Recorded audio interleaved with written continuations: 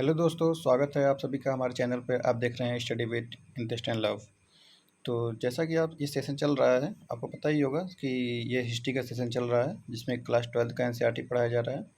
और इसमें चैप्टर 2 है जिसका क्वेश्चन आंसर इस वीडियो में हम लोग सॉल्व करेंगे। इसके पहले चैप्टर 1 जो कि हड़प्पा सभ्यता का था, उसके भी चैप्टर और उसके क्वेश्चन आंसर सॉल्व करा दिए गए हैं। और जो राजा किसान और नगर जो कि चैप्टर 2 है, इसके आज क्वेश्चन आंसर पर बात करेंगे। तो चलिए क्वेश्चन आंसर देखते हैं इसका। तो पहला क्वेश्चन है, महापसार क्या है? तो इसमें ये छोटे छोटे प्रश्न हैं। तो महापसार ईसा पूर्व प्रथम सहस्त्राब्दी के दौरान मध्य और दक्षिण भारत में पाए जाने वाले पत्थरों के बड़े बड़े ढांचे हैं। और इसमें दूसरा है, इन्हें कब्रगाहों के ऊपर रखा जाता था। शवों के साथ विभिन्न प्रकार के लोहे के उपकरण और औजारों को दफनाया जाता था।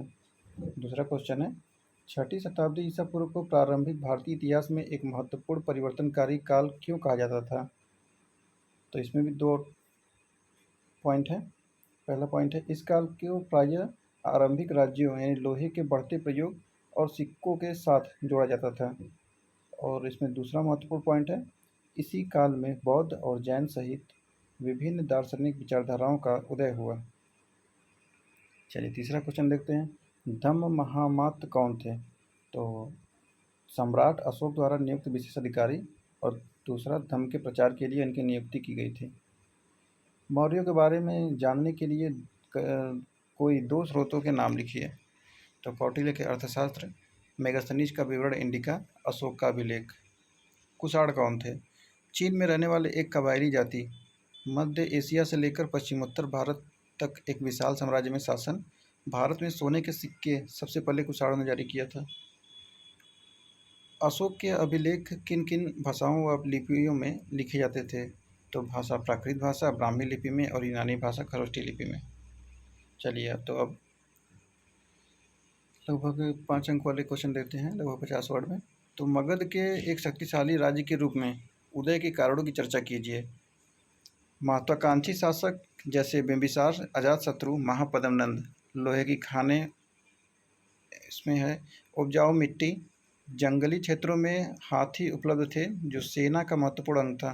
2 राजधानियाँ थी, राजगृह किलेबंद शहर था, पाटलिपुत्र गंगा के किनारे बसी हुई थी। महाजनपदों की प्रमुख 5 विशेषताओं की व्याख्या कीजिए। अधिकांश महाजनपदों पर राजा का शासन होता था, लेकिन गढ़ और संघ के नाम से प्रसिद्ध राज्यों में कई लोगों का समूह शासन था।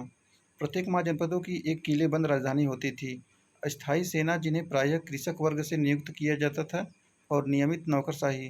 धर्मशास्त्र में शासक सहित अन्य के लिए नियमों का निर्धारण राजा क्षत्रिय वर्ग से। शासकों का काम किसानों, व्यापारियों और शिल्पकारों से कर वसूलना है। नेक्स्ट क्वेश्चन है, अशोक के धम्म के बारे में लिखें। तो बड़ों का आदर करना, सन्यासियों और ब्राह्मणों के प्रति उदारता, सेवकों और दासों के साथ उदार व्यवहार, दूसरे के धर्मों और परंपराओं का आदर, धम्म महामात्र की नियुक्ति। 10वां क्वेश्चन है, 6ठी शताब्दी ईसा पूर्व से 6ठी शताब्दी ईस्वी तक कृषि क्षेत्र में हुए मुख्य परिवर्तनों का उल्लेख कीजिए। तो इसमें 6 पॉइंट दिए गए हैं। पहला पॉइंट है, कृषि उत्पादकता को बढ़ाने के लिए लोहे के फाल वाले हल का प्रयोग। दूसरा है, गंगा की घाटी में धान की रोपाई। नेक्स्ट है, सिंचाई के लिए कुओं, तालाबों व नहरों का प्रयोग। नेक्स्ट है, पंजाब और राजस्थान जैसे अर्धशुष्क जमीन वाले क्षेत्रों में खेती के लिए कुदाल का प्रयोग। नेक्स्ट है, उपज बढ़ने से साधनों पर नियंत्रण के कारण बड़े बड़े जमींदार और ग्राम प्रधान अधिक शक्तिशाली और किसानों पर नियंत्रण। छठा है, शासक वर्ग भूमिदान के द्वारा कृषि को नए क्षेत्रों में प्रोत्साहित करने के नीति को अपनाया। चलिए 11वां क्वेश्चन है, इतिहास की पुनर्निर्माण में अभिलेख किस तरह सहायता करते हैं? तो शासकों एवं उनकी उपलब्धियों के बारे में जानकारी, लिपि और भाषा की जानकारी, भूमिदान और अर्थव्यवस्था के बारे में जानकारी, साम्राज्य की विस्तार और सामाजिक और आर्थिक जीवन के बारे में जानकारी। चलिए अब 10 नंबर वाले क्वेश्चन देखते हैं। मौर्य प्रशासन की प्रमुख विशेषताएं बताना है। तो मौर्य प्रशासन की प्रमुख विशेषताएं, केंद्रीय शासन, राजा का नियंत्रण, विधायिका, कार्यपालिका, न्यायपालिका, सेना तथा वित्त पर था। प्रांतीय शासन का कई प्रांतों में बांट दिया गया था। स्थानीय शासन पाटलिपुत्र नगर का शासन 30 सदस्यों के एक आयोग द्वारा किया जाता था। राजा साम्राज्य को उच्च अधिकारियों की सहायता से चलाता था। मौर्य साम्राज्य के 5 प्रमुख राजनीतिक केंद्र थे। कानून और व्यवस्था, संगठित सेना मेगास्थनीज के सैनिक गतिविधियों के संचालन के लिए एक समिति और 6 उपसमितियों का उल्लेख। धर्म प्रचार के लिए धम्म महामात्र की नियुक्ति। भूमिकर, सिंचाई और सड़कों के प्रबंध के लिए विभिन्न अधिकारी होते थे। गुप्तचर विभाग द्वारा बहुत सुदृढ़ था। निम्नलिखित अनुच्छेदों को ध्यानपूर्वक पढ़िए और उनके अंत में पूछे गए प्रश्नों के उत्तर दीजिए। सम्राट के अधिकारी क्या क्या कार्य करते थे? मेगास्थनीज के विवरण का एक अंश दिया गया है। साम्राज्य के महान अधिकारियों में से कुछ नदियों की देखरेख और भूमि मापन का काम करते हैं, जैसा कि मिस्र में होता था। कुछ प्रमुख नहरों से उपनहरों के लिए जोड़े जाने वाले पानी के मुखद्वार का निरीक्षण करते हैं, ताकि वह हर स्थान पर पानी की समान पूर्ति हो सके। यदि अधिकारी सरकारियों का संचालन करते हैं और यह अधिकारी शिकारियों का संचालन करते हैं और शिकारियों के कृत्यों के आधार पर उन्हें इनाम या दंड देते हैं। वे कर वसूली करते हैं और भूमि से जुड़े सभी व्यवसायों का निरीक्षण करते हैं। साथ ही लकड़हारों व बढ़ई लोहारों और खननकर्ता का भी निरीक्षण करते हैं।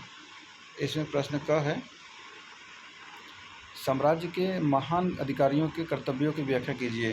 तो साम्राज्य के महान अधिकारियों में से कुछ नदियों के देखरेख और भूमि मापन का काम करते थे। कुछ प्रमुख नहरों से उपनहरों के लिए छोड़े जाने वाले पानी के मुख्य द्वार का निरीक्षण करते थे, ताकि हर स्थान पर पानी का समान पूर्ति हो सके। यही अधिकारी शिकारियों का संचालन करते थे। शिकारियों के कृत्यों के आधार पर इनाम या दंड देते थे, कर वसूली करते थे, भूमि से जुड़े सभी व्यवसायों का निरीक्षण करते थे। साथ ही लकड़हारों, बढ़ई लोहारों और खननकर्ताओं का भी निरीक्षण करते थे। क्वेश्चन ख है, सैनिक गतिविधियों के संचालन के लिए नियुक्ति उपसमितियों की भूमिका की व्याख्या कीजिए।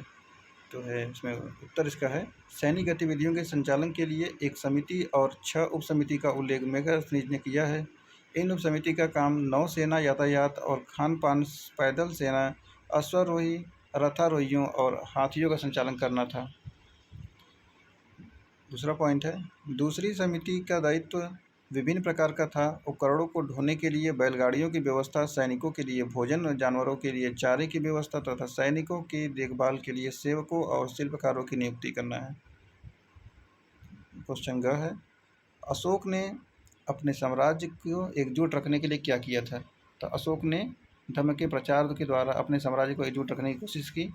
धर्म के प्रचार के लिए धम्म महामात्र नाम से विशेष अधिकारियों की नियुक्ति की। तो इसी के साथ यह चैप्टर क्वेश्चन आंसर दूसरे चैप्टर का क्वेश्चन आंसर समाप्त होता है, जो कि राजा, किसान और नगर, आरंभिक राज्य और व्यवस्थाएं थी, चैप्टर का नाम था। तो इसमें कुछ महत्वपूर्ण प्रश्न दिया गया था, जो कि ये आपके सामने थे। तो ऐसे ही इसमें क्वेश्चन लिखना है, जो कि ये क्लास 12 का था। ये इसमें हर एक एग्ज़ाम में ऐसे कुछ क्वेश्चन पूछ लेते हैं, जो कि इसको रिवीजन करना ज़रूरी होता है। तो चलिए फिर मिलते हैं अब नेक्स्ट चैप्टर में और नेक्स्ट वीडियो में। तब के लिए धन्यवाद।